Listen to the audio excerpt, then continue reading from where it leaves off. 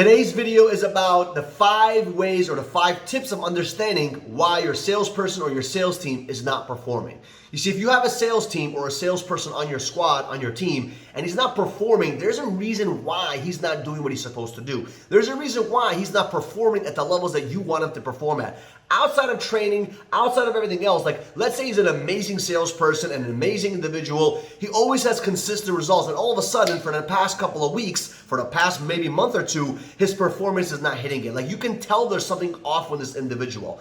And I'm gonna give you guys 5 tips on what you can do to figure out what's going on with the situation and actually improve this person's results, improve this person's capability of actually growing within your company. Because at the end of the day, if your team is not happy, if they're going through a challenging moment or something is not right for them, they're not gonna perform at the levels they need to perform at, which will eventually destroy your results. So let's think about number 1, okay?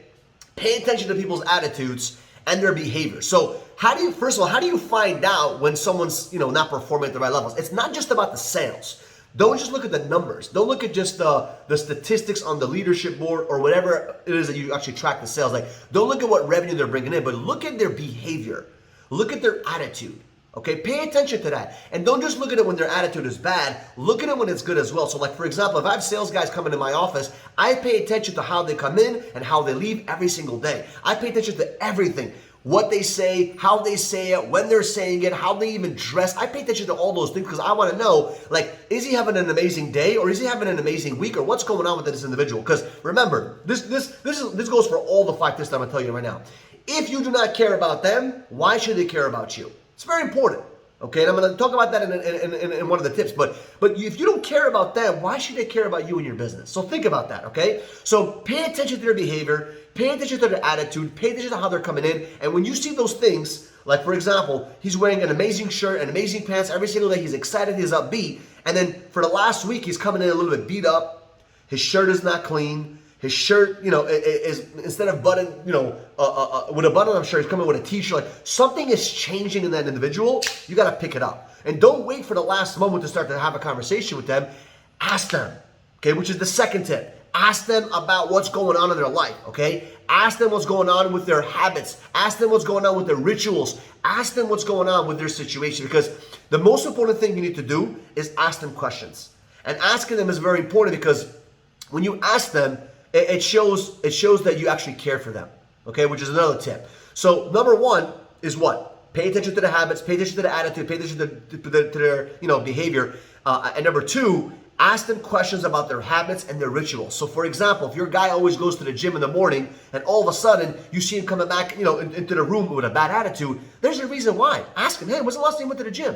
When's the last time you did this routine? When's the last time you meditated? When was the last time you did X, Y, and Z? And you should know what your guys' rituals are, because at the end of the day, if you have a group chat or Telegram, WhatsApp, whatever you're using, GroupMe, you should know what people are doing in the day-to-day outside of work. Like, these are your friends. These are who you're investing your life with. And if you don't know that, then you're probably not the right leader, okay? You gotta know what's going on with your team. Now, if you're a CEO, you have 150 people, you may not know everybody, but if you're a leader and you have 5 guys on your team or 15 guys on your team, there should be no reason why you don't know what their habits are, what their rituals are, and how they live their life outside of business, okay?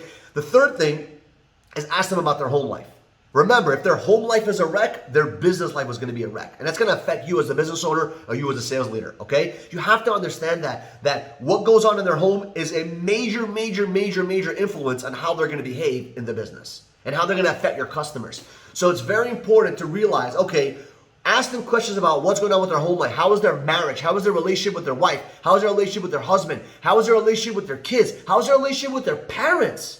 It's very important too. Sometimes they may have an argument with their mom or their dad or their even grandpa or grandma or uncle or aunt, and that's going to affect them for a whole week. So if you ask questions and figure out exactly what's going on in their home life and see how you can, support that, that's very powerful. Now, I heard this a long time ago. One of my coaches, one of my mentors, he was coaching somebody, and one of the guys is like, I don't want to be a psychologist for all these people. I don't want to be a babysitter. And the mentor said something very powerful. I never forget this. He's like, if you don't take care of your team and you don't become that psychologist and that mentor and that coach and that babysitter, like you don't want to say, then someone else is going to do that. So if you want to influence a team, it's a job that you're going to kind of like put under your title. Like you're going to put a title in there that says psychologist. Like, that's part of being a sales leader, because people are going to have issues at home. People are going to have issues in their life, and they are looking for answers. And would you rather them go to a random person that's going to give them some bullshit advice, or would you rather go to you and open up to you and talk to you and have a conversation with you? So think about that, okay? Number 4 is talk to other people in your team. It's very, very, very, very important you do that.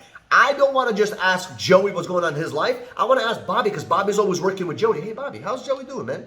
What's up with him for the past couple of weeks? What's he been up to? What's going on with him? Like, why is he so down for the past 2 weeks? Bobby may know more than me, because Bobby is spending 24 hours and 7 days a week with Joey, knocking on doors, banging on phone calls, or whatever it may be. He's spending time with them all the time. So you want to ask, Bobby, hey, Bobby, what's going on with Joey? Because Bobby may have an answer that you would have never known. And to be honest with you, when you pick up on these cues and you see something is off with a specific salesperson, what you want to do is utilize Bobby to help you with Joey. Say, hey, Bobby, what I need you to do is take Joey out this weekend. Here's $25 gift card. Go to a restaurant. Go enjoy some food. I want you to kind of spend time with him and kind of influence him in a positive way. Sometimes you may not have the influence and the power at that moment, but someone else may have a stronger influence than you do.